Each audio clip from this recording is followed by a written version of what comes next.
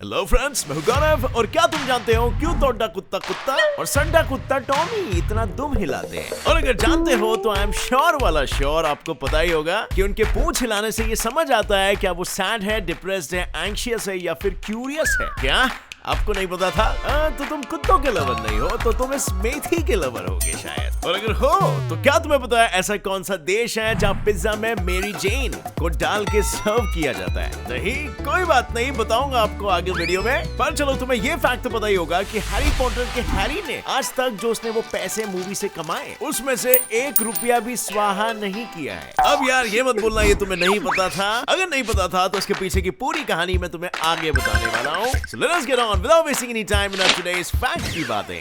Fact number 1, happy pizza. अब जिस पल का नशेड़ियों को बेसब्री से इंतजार था वो पल आ चुका है। मेरे प्यारे राज दुलारे फुकेड़ी प्रेमी बंधुओं, अब उस राज से पर्दाफाश होने वाला है कि ऐसा कौन सा देश है जहाँ पिज्जा में हरी भरी पफ मारने वाली घास डाल के दिया जाता है। एडिटर साहब, ड्रम रोल्स प्लीज। वो देश है आपका और मेरा और हम सभी का चहेता फॉर दैट मैटर, कंबोडिया। बिल्कुल मित्रों, वहाँ के पिज्जा के अंदर मेरी जेन को मिला कर दिया जाता है जहाँ उसे हैप्पी पिज्जा के नाम से बुलाया जाता है। और इस पिज्जा का कॉस्ट भी कुछ बहुत ज्यादा नहीं होता, बस सिर्फ 500 से कुछ 700 रुपए के बीच में। पर सावधान दोस्तों, ये पवित्र जड़ी बूटी उधर सिर्फ कुकिंग पर्पसेस के लिए ही लीगल है। अगर किसी दूसरे चीज के लिए इस्तेमाल हुई तो आपको जेल हो सकती है। वैसे मेरी मानो तो इन जड़ी बूटियों से दूर ही रहो, क्योंकि ये आपके माइंड को ऑल्टर करके आपको कुछ अतरंगी सी ही दुनिया दिखाती है।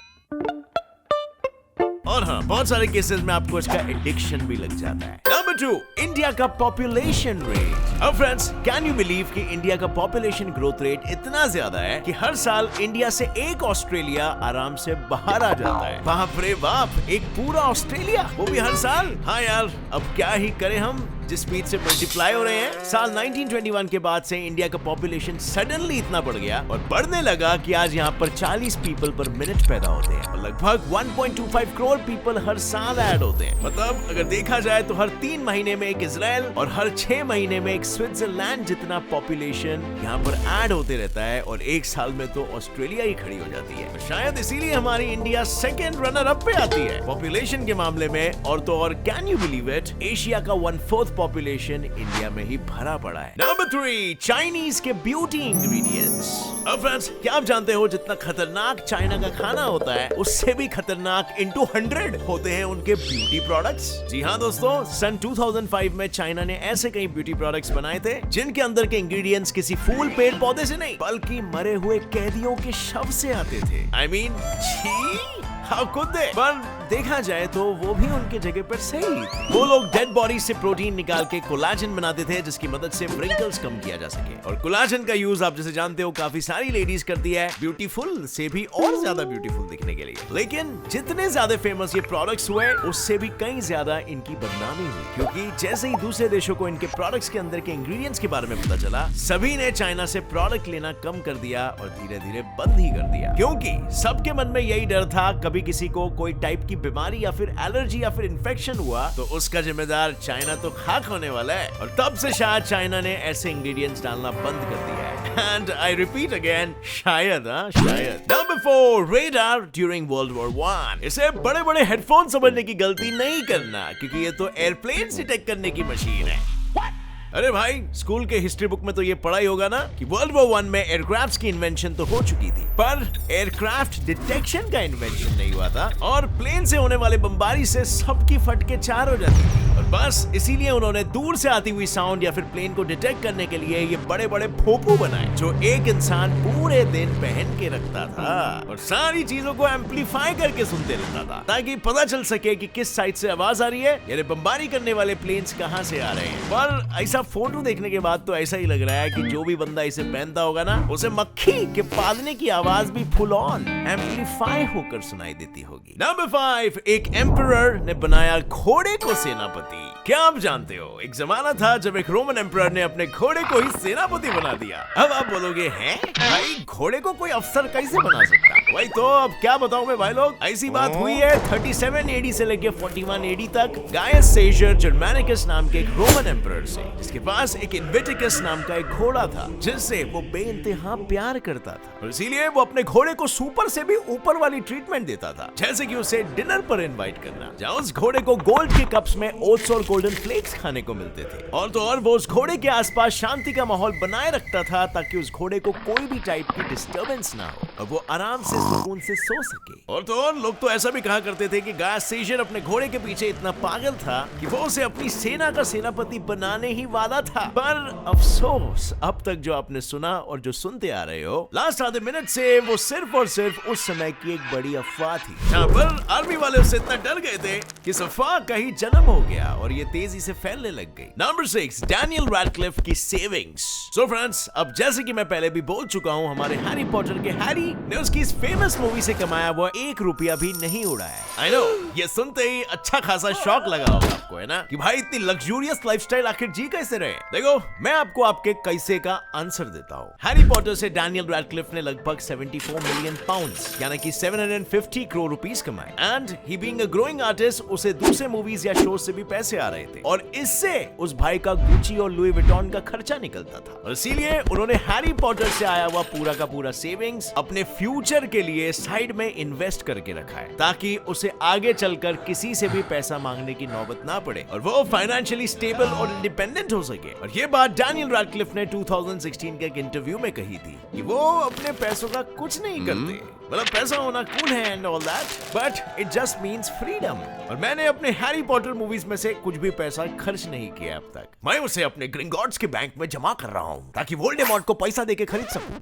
नंबर 7, डेनमार्क का 25th सिनेमन बर्थडे। अगर आपका 25th बर्थडे आ चुका है और अभी तक तुम सिंगल सख्त लौंडे हो तो जरा बच के, आपके साथ कभी भी ऐसा हो सकता है। मैं कोई मजाक नहीं कर रहा हूँ, ऐसा रिवाज है डेनमार्क में, जहाँ जब कोई 25 साल का हो जाता है पर वो बंदा या बंदी अनमैरिड है, तो इनके फ्रेंड्स और फैमिली मिलकर इनको मस्त दालचीनी के पाउडर से नहलाते हैं, यानी इनको पूरा सिनेमन से ढक देते हैं। ऐसा करने के पीछे का मेन कारण है 100 साल पहले वहाँ स्पाइसेस बेचने वाले सेल्समैन, जो स्पाइसेस बेचने के चक्कर में कभी शादी नहीं कर पाते थे, और इसीलिए डेनमार्क वालों ने उन्हें टॉन्ट मारने के लिए ये प्रथा शुरू की थी। Number 8, black humour. अब भाई लोग, अगर तुम्हें डार्क कॉमेडी पसंद है, मतलब खूनी दास्तां या किसी दर्दनाक कहानी को कॉमेडी वे में दर्शाना, तो आप सब इस पृथ्वी के सबसे बुद्धिमान प्राणी हो, क्योंकि ये प्रूव किया है एक साइकोलॉजिस्ट उर्लाइक विलिंगर ने, जिन्होंने ब्लैक ह्यूमर पे एक्सपेरिमेंट कंडक्ट किया, जिसमें उन्होंने 156 पार्टिसिपेंट्स लिए थे। और फ्रेंड्स, आप मानोगे नहीं, बट इस साइकोलॉजिकल एक्सपेरिमेंट का रिजल्ट देख के खुद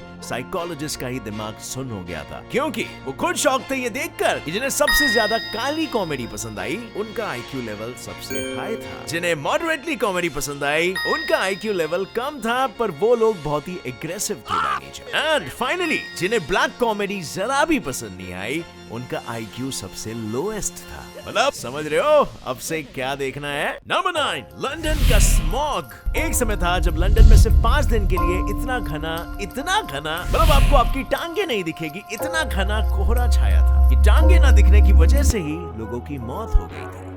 कैसे? वेल, हुआ यूं कि दिसंबर 1952 को लंदन में स्मॉग आया था, और आने के बाद उसने सोचा यार पोल्यूशन काफी ज्यादा है यहाँ, क्यों ना पोल्यूशन के साथ मिक्स होके खुद का ही रंग बना लिया। और बस फिर होना क्या था, ना टांगे दिख रही थी, ना रास्ता, ना कुछ, और काफी गोरे थेम्स नदी में गिर गिर के स्वर्गवासी हो गए, और काफी सारी तो ब्रीदिंग की तकलीफें की वजह से चल बसे। एंड फाइनली 5 दिन के बाद जब मरे हुए लोगों की संख्या काउंट की गई, तब पता चला लगभग 4000 लोग बस सिर्फ 5 दिन में इस घने कोहरे की वजह से चल बसे थे। नंबर 10, जापान की बुलेट ट्रेन।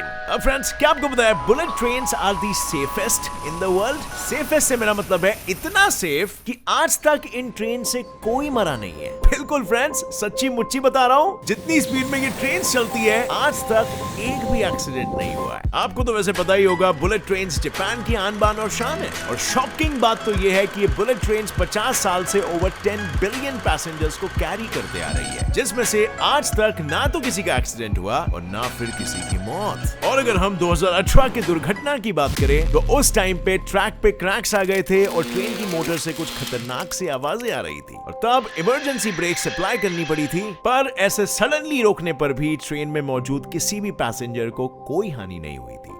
और अब ये सुनकर आप ही समझ जाओ बुलेट ट्रेन्स कितनी सेफ होती है। जबकि 2016 से 2017 में इंडियन रेलवेज में 195 लोगों की मौत हो गई थी। शायद हमें भी बुलेट ट्रेन्स में अपग्रेड करना चाहिए, है ना। नंबर 11, कुत्ते की पूंछ।